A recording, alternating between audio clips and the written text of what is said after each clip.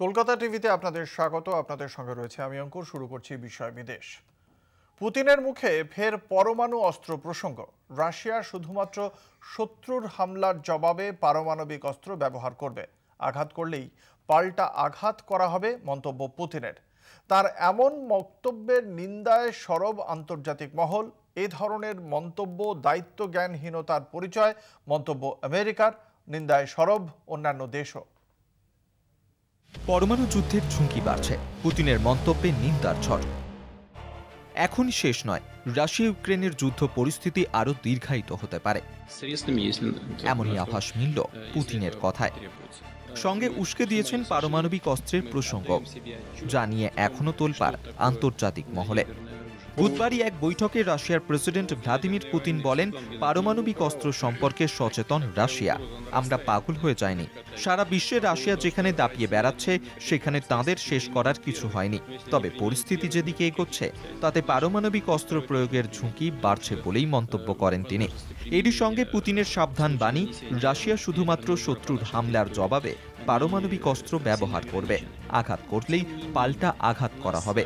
একবার রাশিয়াকে আঘাত করা হলে পরমাণু প্রয়োগে দ্বিতীয়বার ভাববে না মস্কো। তার এমন হুঁশিয়ারিতেই কড়া প্রতিক্রিয়া জানিয়েছে আমেরিকা। স্টেট ডিপার্টমেন্টের মুখপাত্র নেড প্রাইস বলেছেন, পারমাণবিক অস্ত্র নিয়ে প্রকাশ্যে যে কোনো রকম আলোচনা দায়িত্বজ্ঞানহীনের পরিচয়। এমন সিদ্ধান্তের কড়া নিন্দাও করেছেন তিনি। সমালোচনায় সরব অন্য দেশগুলিও। এদিকে জার্মান চ্যান্সেলর ওলাফ সোলজ এক সাক্ষাৎকারে দাবি করেছেন, আন্তর্জাতিক চাপে রাশিয়ার পারমাণবিক অস্ত্র ব্যবহারের ঝুঁকি কমেছে।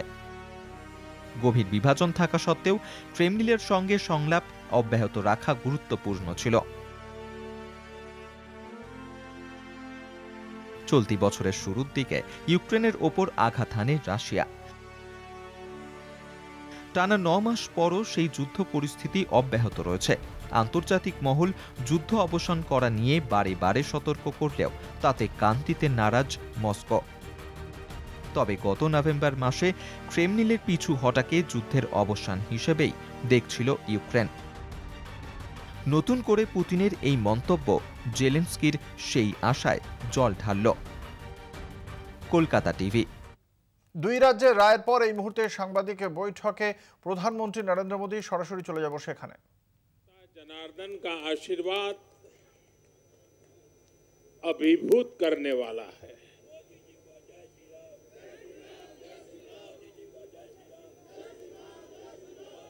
श्रीमान जेपी नड्डा जी के नेतृत्व में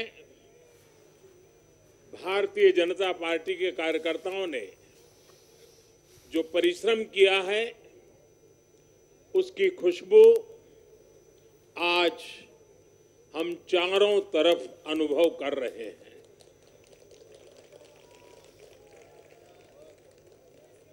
जहां भारतीय जनता पार्टी प्रत्यक्ष नहीं जीती, वहां भाजपा का वोट शेयर भाजपा के प्रति स्नेह का साक्षी है। मैं गुजरात और हिमाचल और दिल्ली और जनता का बहुत विनम्र भाव से आभार व्यक्त करता हूं। भाजपा के प्रति ये स्नेह देश के अलग अलग राज्यों के उपचुनाव में भी दिख रहा है। यूपी के रामपुर में भाजपा को जीत हासिल हुई है।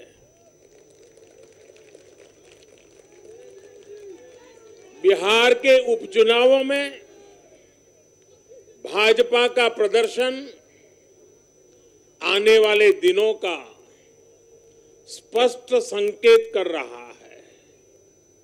मैं आज चुनाव आयोग का भी अभिनंदन करता हूं, उनका आभार व्यक्त करता हूं। और ये चुनाव के दरमियान एक बहुत बड़ी बात जिसकी चर्चा होनी चाहिए थी, जहां तक मेरी जानकारी है, एक भी पोलिंग बूथ में रीपोलिंग करवाने की नौबत नहीं आई है।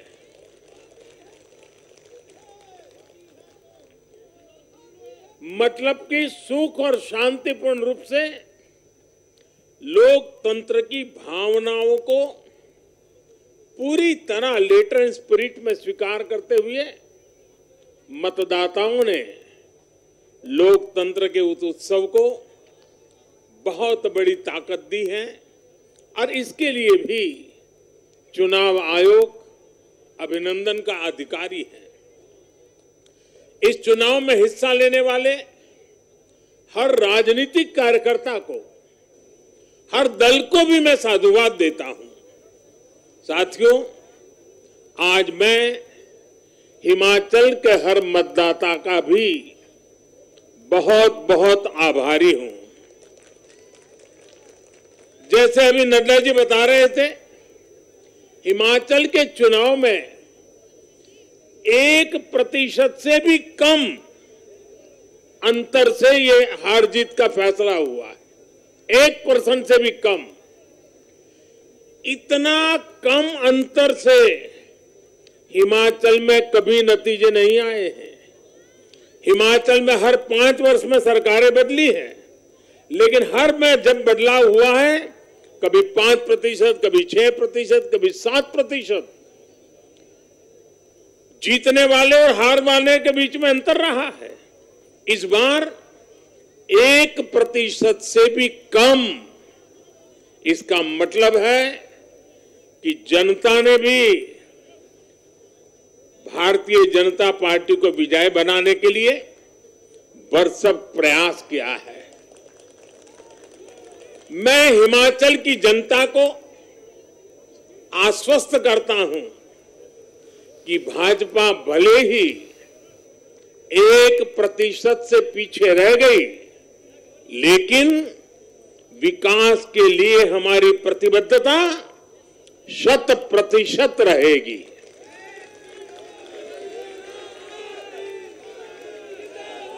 हिमाचल से जुड़े हर विषय को हम पूरी मजबूती से उठाएंगे और केंद्र सरकार के द्वारा हिमाचल की प्रगति का जो उसका हक है, उसमें भी कभी हम कमी नहीं आने देंगे। अभी जो मैंने दिल्ली का वर्णन सुना कि किस प्रकार से दिल्ली कॉरपोरेशन को विफल करने के इरादे से जनता के साथ धोखा किया गया, ये काम हम नहीं करते हैं। हम हिमाचल की प्रगति के लिए भी भारत सरकार की प्रतिबद्धता वैसी ही बनी रहेगी। साथियों, बीजेपी को मिला जन समर्थन इसलिए भी महत्वपूर्ण है क्योंकि ये ऐसे समय में आया है जब भारत अमृत काल में प्रवेश कर चुका है। ये दिखाता है कि आने वाले 25 साल सिर्फ और सिर्फ विकास की राजनीति के ही है। भाजपा को मिला जन समर्थन नए भारत की आकांक्षाओं का प्रतिबिंब है। भाजपा को मिला जन समर्थन भारत के युवाओं की युवा सोच का प्रकटीकरण है।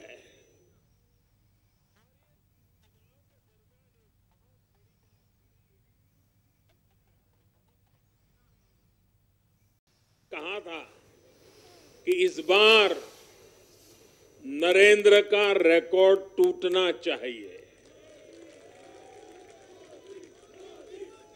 और मैंने वादा किया था कि भूपेंद्र नरेंद्र का रिकॉर्ड तोड़े, इसलिए नरेंद्र जी जान से मेहनत करेगा।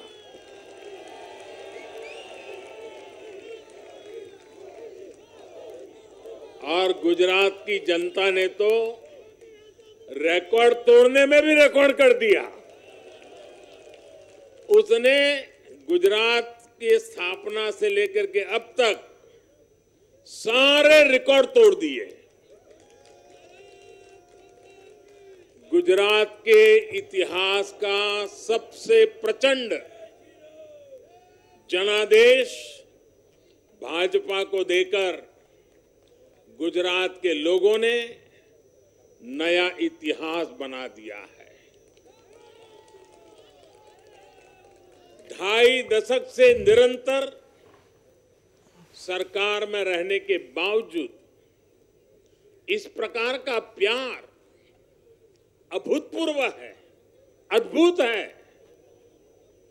लोगों ने जाति, वर्ग, समुदाय और हर तरह के विभाजन से ऊपर उठकर भाजपा को वोट दिया है। भारतीय जनता पार्टी गुजरात के हर घर का हिस्सा है, गुजरात के हर परिवार का हिस्सा है। साथियों, इस चुनाव में गुजरात में 1 करोड़ से भी ज्यादा ऐसे वोटर्स थे जिन्होंने मतदान किया, लेकिन ये वो मतदाता थे जिन्होंने कभी भी कांग्रेस के कुशासन को, उसकी बुराइयों को देखा नहीं था। वे फ्रेश थे, उन्होंने सिर्फ भाजपा की ही सरकार को देखा था। और युवाओं की तो प्रकृति होती है कि वो हमेशा सवाल पूछते हैं, जांचते हैं, परखते हैं, उसके बाद किसी फैसले पर पहुंचते हैं।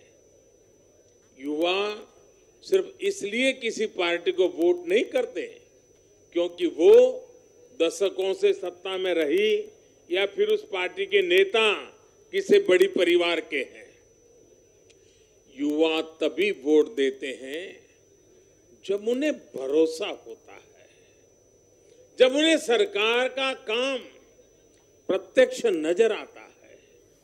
और इसलिए आज युवाओं ने जब भाजपा को भारी संख्या में वोट दिया है, सीट से लेकर वोट तक के सारे रिकॉर्ड तोड़ दिए हैं, तो इसके पीछे का संदेश बहुत स्पष्ट है। इसका मतलब है कि युवाओं ने हमारे काम को जांचा, परखा और उस पर भरोसा किया है।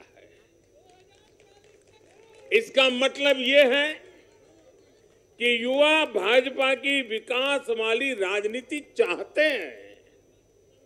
इसका मतलब है कि युवा ना तो जातिवाद के बहकावे में आते हैं, न परिवारवाद के।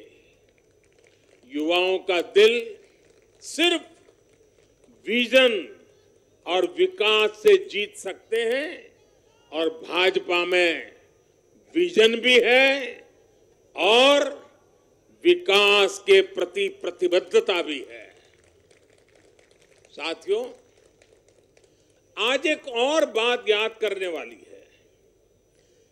जब महामारी के घोर संकट के बीच बिहार में चुनाव हुए थे, तो जनता ने भाजपा को भरपूर आशीर्वाद दिया।